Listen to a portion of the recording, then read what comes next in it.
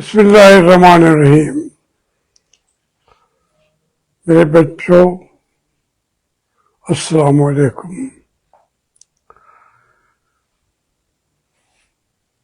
بلوچستان آج کل ہماری توجہ اپنی طرف کھینچ رہا ہے اور دعویٰ یہ کیا جا رہا ہے کہ ہم نے خارجیوں کو ان کو جڑوں سے اکھاڑ کے پھینک دیا ہے. اللہ کرے ایسا ہو. لیکن اس وقت جو آپ ہیلی کاپٹرز کے ذریعے بھی اور زمینی سطح پر جو چیزیں استعمال کر رہے ہیں اللہ کرے ہماری دعائیں تو اپنی فوج کے ساتھ ہیں. خواہ وہ ہمیں بھی مار رہی ہو پھر بھی دعائیں ہماری فوج کے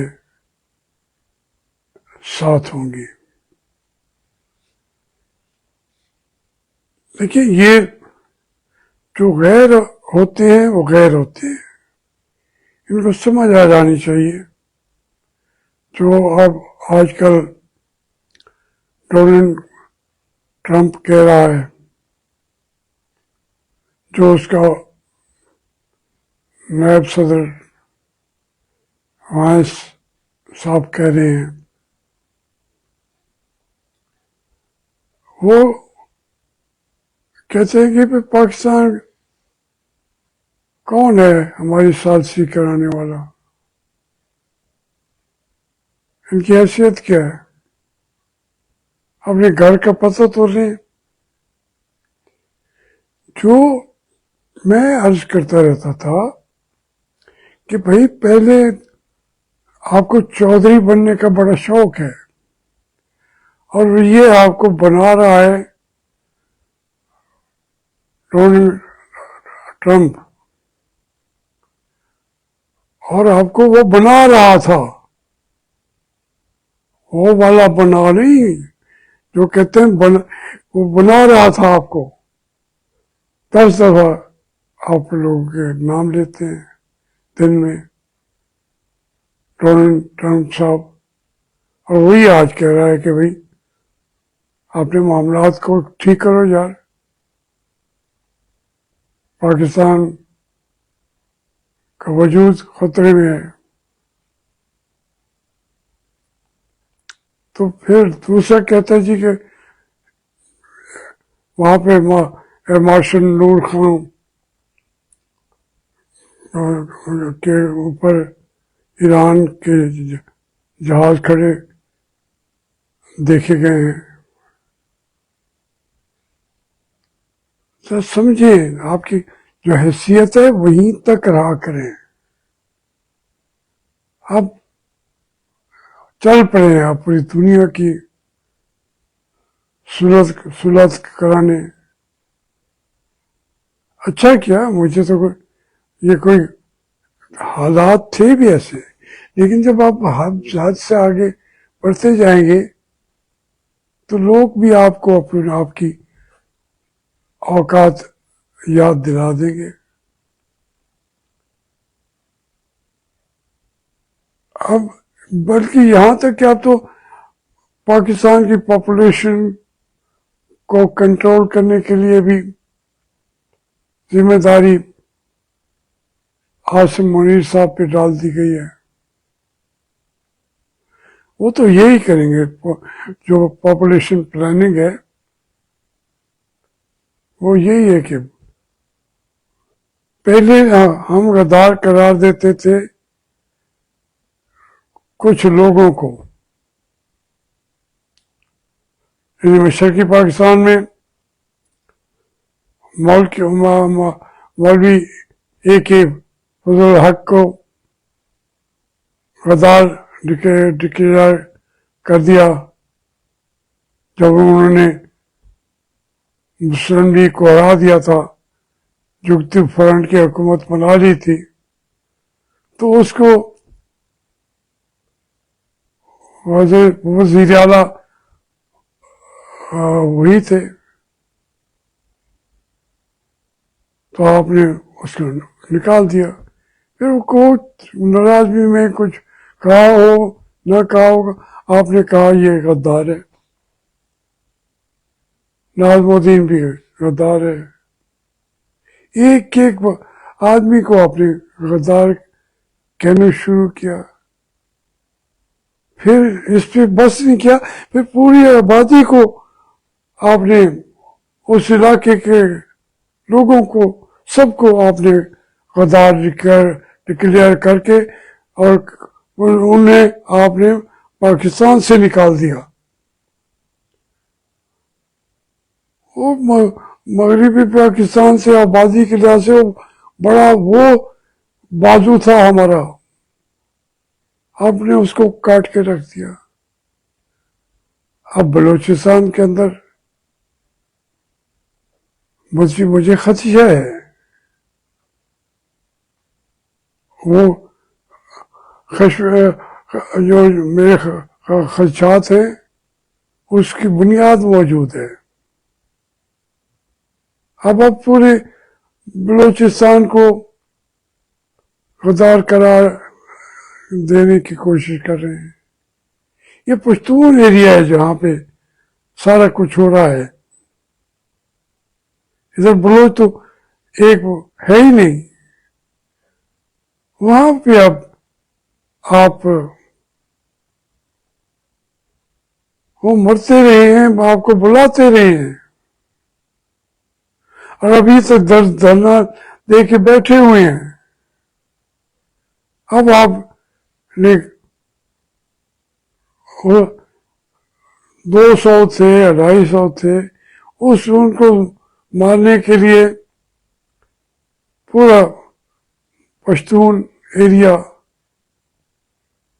اب یہ ہیلی کاپٹر جاتا ہے اور وہاں سے جو لوگوں کے اوپر پچھاڑ ہوتی ہے، وہ تو کہیں کہ جی یہاں پہ ڈرون بھی پھینک رہا ہے پاکستان، ہم پہ میزائل بھی پھینک رہا ہے، یہی ہے افغانستان والے، انڈیا بھی پھر ان کی پشت پہ کھڑا ہوگا۔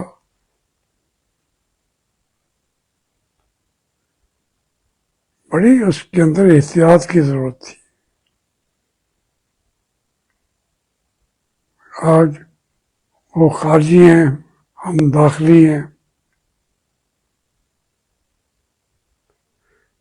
اس طریقے سے ملک نہیں چلتے۔ فوج کو جو فوج باتیں کر رہی ہے، جو بیٹھ کے ترجمان ہے فوج کا، وہ کہتا ہے کہ فوج کا موقف یہ ہے، تم کون ہو؟ فوج کا موقف کیا ہے؟ اور جو تم نے گندے اچھے بنائے ہوئے ہیں وزیر اعظم یا وزیر دفاع، وہ کہیں کہ ہمارا موقف یہ ہے۔ فوج کا کیا موقف ہوتا ہے؟ وہ تو اپنی لیڈرشپ کو پہلی کسی سالوں کو سجیسٹ کر سکتے ہیں چیزیں کہ یہ جی ہمیں دنیا کو بھی بتانا چاہیے، قوم کو بھی بتانا چاہیے۔ آپ کے آئی ایس یار جو ہے، اس نے بھی ملک کا بیڑا غرق کر کے رکھ دیا۔ आपके लिए नहीं, ये तो नॉर्मल एक बात है कि दुनिया में सबसे ज्यादा झूठ फौज के तर्जुमान बोलते हैं, और सबसे ज्यादा झूठ जंग के दिनों में बोला जाता है। ये आम मुहावरा है, पाकिस्तानी फौज के लिए नहीं है।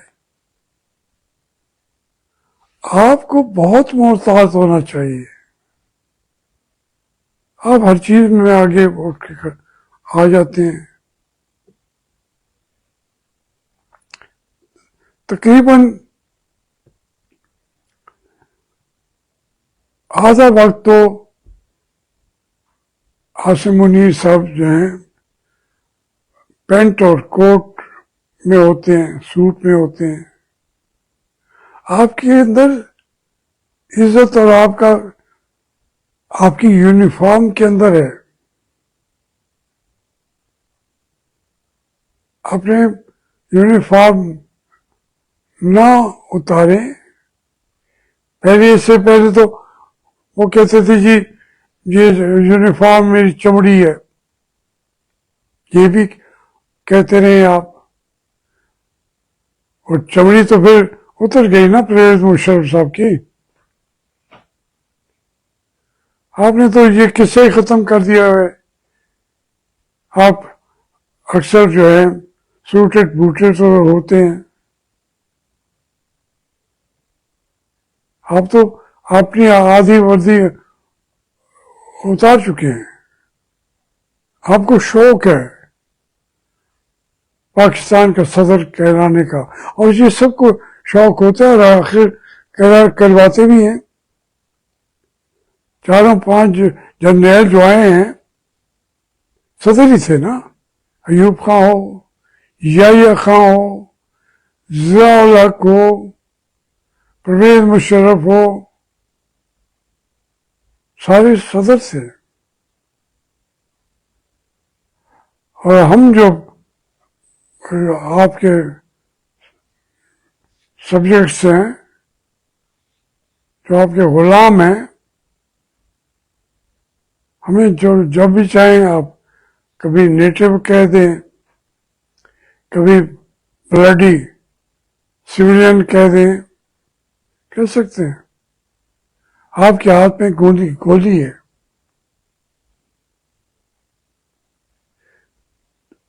कुछ तो सोचो। मैं क्यों बार बार कहता हूं कि इसके बदले वहां पर आपके पास पेश कवानीन है, मेरे खिलाफ FIR भी हैं, मेरे घरों में दंदनाते हुए अंदर भी आ जाते हो। इसके बावजूद मुझे क्या बीमारी है कि मैं आपको आपके फराइज मनसबी से आगाह करता रहता हूं कि वर्दी पहनने के साथ आप पर ये जिम्मेदारियां हैं।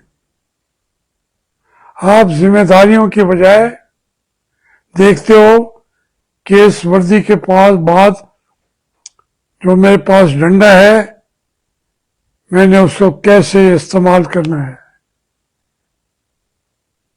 पहले ये समझो जिम्मेदारियां क्या हैं। Martial law, field marshal law, Rana martial law, कमाल की बातें करते हो। और लोग हंसते हैं जब आप कहते हैं फील्ड मार्शल लॉ। कोई और भी आए उसके साथ मिला लें। ये आपकी जो सदर बनने की ख्वाहिश है, ये पूरी नहीं होगी। आप सीधे हो जाएं। मेरे कुछ बेशक तजावीज दें, फिर जो अख्तियारात अवाम के नुमाइंदे के तौर पर थे, اب اس پورے آپ نے وہ بدل کے رکھ دیا. یہ اختیار تھا وزیر اعظم کا ہمارے آئین میں کہ وہ جس وقت چاہے کمانڈر ان چیف کو ریٹائر کر سکتا ہے.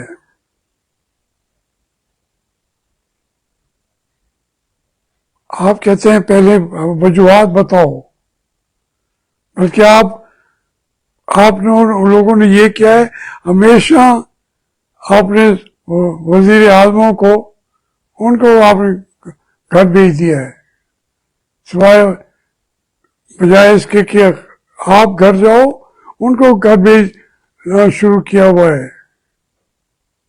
لوگ ڈرتے ہیں آپ سے، لیکن اب یہ ڈر یہ کوئی مستقل پرماننٹ چیز نہیں ہے.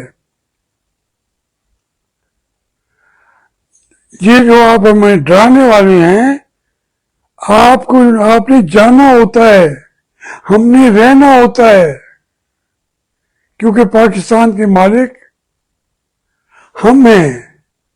یہ آئین نے ہمیں حق دیا ہوا ہے. ہم جو انی جائل فی الارض خلیفہ، اللہ کا نائب ہم ہیں. آپ بھی ہیں، لیکن آپ نے جب اس کے معاوضہ دے کے ایک رول آپ نے ایکسپٹ کر دیا، پھر اس کے بعد آپ خلیفہ اس کے نہیں رہتے. آپ اپنے اس عہدے کی تنخواہ لیتے ہیں، وہ بھی ضرورت سے زیادہ لیتے ہیں تنخواہیں. آج آپ امریکہ کے کمانڈر ان چیف کی سہولتیں، تنخواہیں رکھ لیں امریکہ کی، اور پاکستان کے کمانڈر ان چیف کی رکھ دیں. اس تنخواہ میں تو امریکہ کے 2 کمانڈر ان چیف ڈبل بھی کر دیں تب بھی آپ کو سہولتیں زیادہ ہیں. پھر اس کے بعد اور کیا رہ جاتا ہے؟ اپنی ذمہ داریوں کو سنبھال لیجیے، اور اس کا ہم آپ کو بتاتے بھی رہیں گے، احساس بھی دلاتے رہیں گے. اور اگر آپ نے اپنے سے زیادہ اختیارات کا استعمال کیا تو اس کا جواب بھی آپ کو دینا پڑے گا.